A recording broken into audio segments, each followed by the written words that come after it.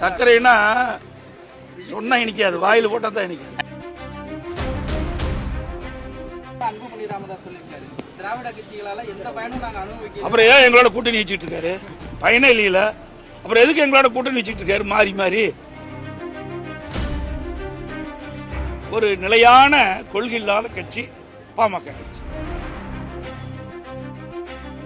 ஜெயலலிதா மேல எங்களுக்கு மிகுந்த மரியாதை இருக்கு, இப்போ எப்போ இருக்கும். நேற்று ராஜ்நாத் சிங் பேசுறாரு சார், மத்திய அமைச்சர். பரவாயில்ல தானே. எடப்பாடி பழனிசாமி அவங்க அதிமுக குத்தகைக்கு எடுத்திருக்கிறாரு அப்படிங்கிற மாதிரி பேசுறாரு. அப்படி அவருடைய கட்சி குத்தகைக்கு தான் எடுத்திருக்காரு. பழக்க தோசை தான் அவர் சொல்றாரு. இங்கேயும் நிறைய வாரிசுகளுக்கு வாய்ப்பு கொடுக்கப்பட்டிருக்கலாம் சார். இப்போ அதாவது ரெண்டு புரிஞ்சுக்கணும். வாரிசுங்கிறது கட்சியில தொடர்ந்து அந்த கட்சியில தலைமையேற்பு தான் வாரிசு. சட்டமன்ற உறுப்பினர் நாடாளுமன்றம் மாறி மாறி வரும். இன்னைக்கு இவர் இருக்காரு, நாளைக்கு இன்னொருத்தர் போடுவாங்க. அது வாரிசு கிடையாது. அது எப்படி வாரிசுன்னு சொல்ல முடியும்? என்ன போய் பேசுறேன்னு அவர் விளக்க வேணும். ஆனா அவர் தொடர்ந்து போய் பேசிட்டு இருக்காரு. அந்த அகவலைப்படியை பிடித்து செஞ்சுதான் அரசு ஊழியர் கொடுத்திருக்கிறாங்க.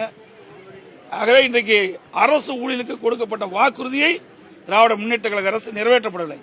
தேர்தல் நேரத்தில் திராவிட முன்னேற்ற கழகம் ஆட்சிக்கு வந்தவுடன் அவர்களுக்கு பழைய ஓய்வு திட்டம் கொடுக்கப்படும் என்று அந்த தேர்தல் அறிவிப்பில் கொடுத்தாங்க, தேர்தல் பரப்புரையில் வெளியிட்டாங்க. ஆனால் இதுவரைக்கும் பழைய ஓய்வு திட்டத்தை நடைமுறைப்படுத்துவோம் என்று திமுக அரசு அறிவிக்கவில்லை, திரு ஸ்டாலின் அறிவிக்கவில்லை. அதற்காக அரசு ஊழியர்கள் தொடர்ந்து போராட்டம் நடத்தி கொண்டிருக்கின்றனர். அதை குறித்து தான் நான் நேற்றைய தினம் அறிக்கை விட்டேன். அதற்கு தான் இந்த பதில் அறிக்கை விட்டேன். இப்ப பிரச்சாரத்துல கூட அதை நான் கண்டிப்பா கொடுப்பேன் அப்படிங்கிற மாதிரி அரசு ஊழியர்களுக்கு ஆசைகள். சர்க்கரைனா சொன்னா இனிக்காது, வாயில் போட்டா தான் இனிக்கும். ஏன் அத்தனை 3 வருஷம் ஏன் நடைமுறைப்படுத்தல? ஆக தேர்தல் வரும்போது ஆசை வார்த்தை சொல்லுவாங்க, வாக்குகளை பெற்றுவாங்க, தேர்தல் முடிஞ்ச பிறகு விட்டுருவாங்க.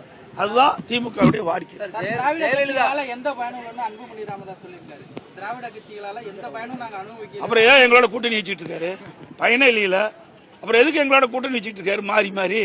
ஆக அவர் ஒவ்வொரு தேர்தலையும் ஒரு நிலைப்பாடு, ஒரு நிலையான கொள்கை இல்லாத கட்சி பாமக கட்சி. சார் ஜெயலலிதா மேல எங்களுக்கு மிகுந்த மரியாதை இருக்கு, இப்போ எப்போ இருக்கும். நேற்று ராஜ்நாத் சிங் பேசுறாரு சார், மத்திய அமைச்சர். பரவாயில்ல தானே. எங்க தலைவர் மீது இவ்வளவு நம்பிக்கை வச்சிருக்காங்களே.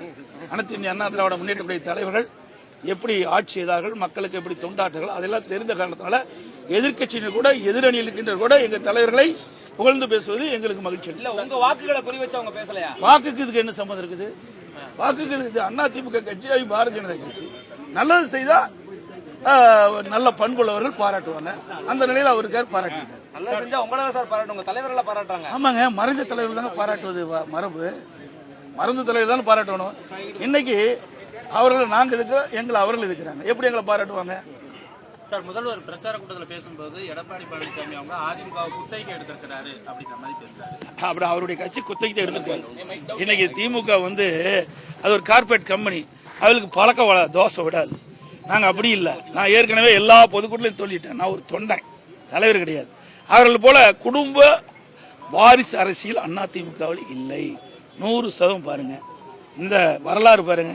புரட்சி தலைவர் எம்ஜிஆர், அதுக்கு பிறகு அம்மா, அதுக்கு பிறகு என்னுடைய கழக நிர்வாகிகள், தொண்டர்கள், தலைமைகள் என்னை இந்த ஒரு வாய்ப்பு கொடுத்திருக்காங்க. எனக்கு பின்னால் ஏதோ ஒரு தொண்டை இந்த கட்சிக்கு பொதுச்செயலாளர் வருவார். ஆனால் திமுக அப்படிப்பட்ட நிலைமை இருக்குமா?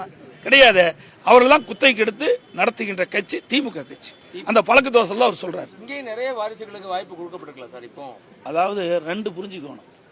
வாரிசுங்கிறது கட்சியில தொடர்ந்து அந்த கட்சியில தலைமையேற்பு தான் வாரிசு. சட்டமன்ற உறுப்பினர் நாடாளுமன்றம் மாறி மாறி வரும். இன்னைக்கு இவர் இருக்காரு, நாளைக்கு இன்னொருத்தர் போடுவாங்க. அது வாரிசு கிடையாது. அது எப்படி வாரிசுன்னு சொல்ல முடியும்? இன்றைக்கு ஒரு தொகுதியில் போட்டிடுறான்னு வச்சுக்க, மதுரை கிழக்கு தொழில் ஒருத்தர் போட்டிடுறான்னா அடுத்தருக்கு வேற இடத்துல போட்டிடுவாங்க. அது வாரிசு கிடையாது.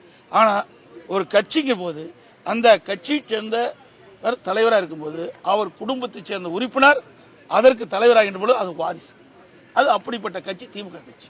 ஒரு மனுஷன் போய் பேசக்கூடாதுன்னு சொல்லி ஸ்டாலின் உங்களை தொடர்ந்து விமர்சனம் பண்றாரு. நான் என்ன போய் நான் தெளிவா எல்லா பொதுக்கூட்டலையும் சொல்லிட்டேன். நான் என்ன போய் பேசுறேன்னு அவர் விளக்க வேணும். ஆனா அவர் தொடர்ந்து போய் பேசிட்டு இருக்காரு. என்னெல்லாம் பேசிட்டு இருக்காரு நான் எல்இடி போட்டு காட்டல. இன்னைக்கு சென்னையில் மிக்ஸாம் புயல் வந்தது, எப்படிலாம் போய் பேசினாங்க. உங்க ஊடகத்தில் இருக்கிறதா செய்தி தான் வெளியிட்டேன், நான் ஒன்றும் தனியாக வெளியிடல. உங்க ஊடகத்தில் படம் பிடிக்கப்பட்டு தொலைக்காட்சியின் வாயிலாக வெளியிடப்பட்ட செய்தியை எல்இடியில் தெரிவிச்சேன். ஒவ்வொரு அமைச்சரும் ஒன்று சொல்றாங்க. அதுல முதலமைச்சர் சொல்றாரு அந்த மழைநீர் வடிகால் வசதி 99% முடிஞ்சு போச்சுங்கிறார். எல்லாம் மழை பெஞ்சு மக்கள்லாம் பாய்ச்ச பிறகு அதே துறை அமைச்சர் 38% முடிஞ்சிருக்காரு. இதுதான் பச்சை பொய். அதிமுக பொறுத்த வரைக்கும் நான் மேடை ஏறி பேசினதுல இதுவரைக்கும் எந்த பொய்ன்னு சொல்லுங்க, அதுக்கு நான் விளக்கம் சொல்றேன். அது தெளிவா சொல்லிட்டு மேடையிலேயே. ஆனா அவர் என்ன தேர்தல் நேரத்தில் 2 சட்டமன்ற தேர்தல் போது 2021 சட்டமன்ற பொது தேர்தல் போது 520 அறிவிப்புகளை வைத்தார். 98% நிறைவேற்றிருக்கிறார். அது பொய் தானே? பேச மாட்டேங்கிறீங்களா?